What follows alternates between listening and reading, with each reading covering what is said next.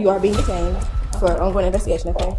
I don't need you to contact anybody because I don't need nobody to pull off. He said, here's $3,000. Let me buy some money orders. She put the $3,000 in her drawer, and then he said, oh yeah, cash this check. It's hard to get $3,000. So we can't cash it because we don't have it in our drawer.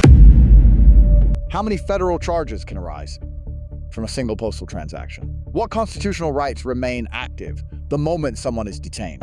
When does an officer's verbal request become an unconstitutional restriction? Hey ma'am, Deputy Shays, do you have your ID on you?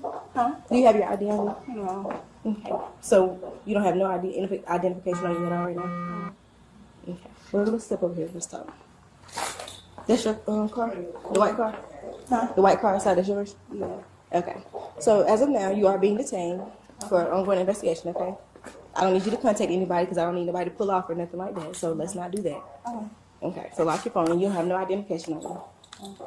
Okay. Again, so I just asked you not to contact anybody. So I'm trying to be nice. What's going on? You're being detained at this time. Why? We have an investigation to investigate. Apparently you cashed a check that does not belong to you. Me? Yes, you. No. Okay, well that's what they're alleging. So until we can further investigate, you're being detained. Okay. Okay, and you have no identification on you at all. So you didn't give them any identification? No license, no nothing? Yeah, I did now. Okay, so where is it? In my purse. Okay, hand it here. I'm sure I don't have it. I don't think she gave it out. I can get it on my card. No, we can walk this way. Do you still have the identification that she gave you? I can give it. No, you didn't give it back. Check an ID, I just give it. Okay. Is this your ID? Your legal ID? No. I need that check. He's got it. Okay. The check. Where's the check at? Which one? The check he was trying to cash, give it to the officer. Okay. So again, is this your legal ID? No. Okay. Is this your real name ID? This is best to be honest at this point. Yeah. Okay. When's your date of birth? What's his name? What's your date of birth? I need you to get out the phone because this is a serious matter at this point. 1998. So what's your name? Abigail. Continue. What? Continue with your name. I'm just confused. Like, why is this going on? Like, I just explained why when we were standing right there. Cash my check. Okay, so if you want to know what's going on, I didn't explain it, but you keep being on the phone. So that's probably why you don't understand what's going on, because you keep being on the phone. And I don't know if you think this is a game or like a joking matter. This is something serious, which is why I'm here. Because obviously, if it wasn't serious, I wouldn't be here. So do you need me to reiterate why I'm here? No. Okay, so what's your real name? Marquia Farrell. Do you know your driver's license number? Fake ID, not her check, real name, real date of birth. And she has other people in the vehicle. I'm assuming that's what she keeps communicating with. Where'd you get this made? You said what? Where'd you get this made? You don't know? They already cashed it, so they already lost money. Oh, they already cashed it? Mm-hmm.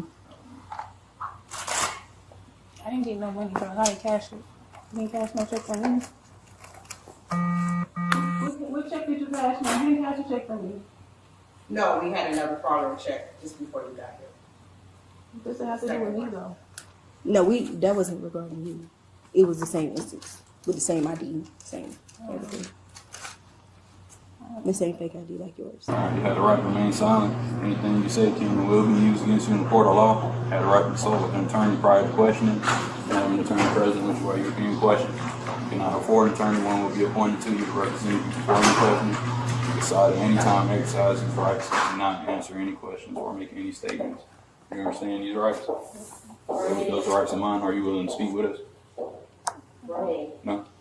Okay. Got anything in your purse? Yes. You take your purse off. Turn around.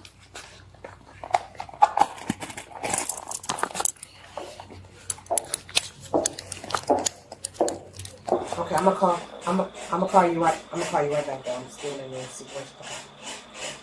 Alrighty, so I don't know what's going on.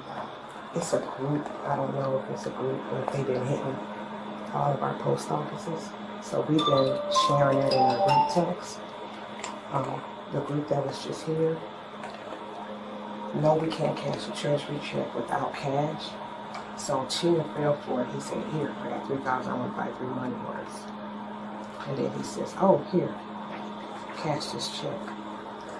And the check, that check was good. They're stolen from somewhere, but the ID is linked to a man somewhere. So then we had another group just go to Quincy to try to, they just came from Quincy and told us, and I got the email. And then we know now, so they came and got me, because this stuff comes out of their check. So they said it's a tall, slender, black male with 120.87 Treasury check. So I think this one is for 15 something. It's not their ID. If you run the ID, the one that we ran earlier was to a man. So they're fake IDs. But they're stolen checks. So to cash this Treasury check, y'all cash it and give them cash? Okay. Only the post office does that. Any federal check can be cashed at the post office, which is why they're coming here. Okay. But they know we gotta have the money in the drawer. So now the people have decided, I don't want to call them thieves, that if they buy a money order, they'll put that money in my drawer, and now you can get the money back. You can cash the check. And we finally found it out. The post inspectors have been on it. Like Ryan right now is with that other group. I don't know if they found him, but whoever she rode in here with took off. That was that Yeah, I didn't see the silver car. car. Yeah, he took off as soon as y'all pulled up. Okay. So It's a good job if it was legal, but it's not their check. They actually made an ID for that name on that check and the address. So the check is good. However, They're not good. That's Right. she's not the person who this check. the name on the check is a male. So the check is good. It returns to a male. However, obviously she's a female, so the name on that and the information on her ID is fake. Her ID goes to a mail too? Well, I'm not sure. You ain't ran it yet? Oh, see, that inspector ran it. Her name is totally different from the name she provided us. It's totally different. I from heard the her one say that's that on it wasn't her. I did hear her say that. Right. So obviously she got an ID to match the name on the check in the attempt to cash the check. Which is what the other person did. Right. How did y'all just ran it and was like, this is a male? Well, Ryan, the inspector, he'll be here in a minute. He alerted us that someone was trying to cash this check for $23.40 At a different location. And they called. The postmaster was sitting in my seat. I'm the station manager. She has off by town. And I stepped out to the window and I said, "Hey, don't cash the Treasury check." She said, "We just did." Chin got caught into it. He said, here's 3,000. Let me buy some money orders. She put the 3,000 in her drawer, and then he said, "Oh yeah, cash this check." She gave him that money right back because she didn't have enough to cash it because everybody uses debit and credit. Ryan, when he got here, he ran the ID that she provided, and it came back as a male. And of course, that was a female that cashed the check. Right. So they're making an ID to go with that check. Right. The money from this check, did y'all provide it to her or y'all? Oh no, we Okay. didn't give her. She But still got the check. The cash from the previous one, that was the one y'all were cashed. We cashed it. Okay. And that was a different incident. It was like 30 minutes ago. So they don't even give us a chance to to recoup because it's going to come out of Chin's check. I'm going to try to fight it. I'm going to try to use all this data to say, hey, we were swarmed by thieves. I'm going to try to find some way where she doesn't have to be responsible for You it. don't know these days, you know what I'm saying? So, Oh, I'm going to fight it because we ain't got that kind of money around here. We just honest working people. Wait, hoping the Doge don't come in here and shut us down. Yeah. I don't want to be out there delivering no, what he said I got to deliver? What's some things you go once a year? What they call? Oh, once every 10 years. I can't think of the name of it. I don't know, but I know he's Census. I'm going to be census. Oh, the worker. census. Yeah, that's what he said.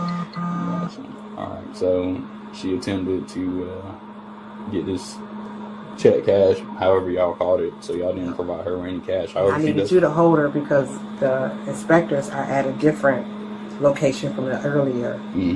Their office is not too far. It's the next exit up. And you're aware who they are. The inspectors? They're the federal agents for the post. Well, they work for actually, they are the federal police force they carry a badge and everything. I've never talked to one in person. I've heard like they're real cool. Theft of mail and stuff. And then man, you don't want to, when they show up, the file is this thick. And I get them for stealing my mail, stealing my gas cards. You know, it happens. Okay. Well, I'm going to call my supervisor just to make sure what I got. I know the other deputy talked to him, so I know she was asking him how long it would be before someone gets here. I didn't hear it. Okay. So you're trying to find out if we need to apprehend her or not? Yeah. I mean, obviously, we got enough to detain her because, I mean, just based off this, she got a false ID and attempting to utter this check. So we got all the way up until then we cash it. Yeah, we cash any federal checks. Right, and then the money order, they go get a money order here? Yes. Yeah, we sell money orders for a fee, and they actually never expire. People have went to the Goodwill and bought a dresser, and it was a money order in there from 19 whatever, and they still could cash it. Okay. But we can't cash your check if we haven't sold anything to generate that revenue. We got to sell some stamps or postage. So to generate revenue, and we're not a high volume office like the main, it's hard to get $3,000. So we can't cash it because we don't have it in our drawer. Right. So what they said is, oh, here's $3,000 to buy a money order. Now I got $3,000 in my drawer. Oh, can you cash this check for $3,000? And I give you the $3,000 back. Okay. It's kind of like that thing, like, give me change for $1. Yeah. Okay, well, give me two quarters and 5 dimes, and then, before you know it, you didn't give him $50. So, makes sense. Yeah. Okay. It's never happened since. And these two things are the biggest things to seize for in furtherance of it, because I could work with your detective unit and see if we can get a search warrant for the phone. Okay. But this is consistent with what she was doing, so that we got holds. Yeah, that's what I was on. Is mine? Yes, sir. Okay, great. Grab that phone. You said you called somebody else. It's the employee's call. Yeah. It should last for a while. I mean, it's on 63%. So. Okay.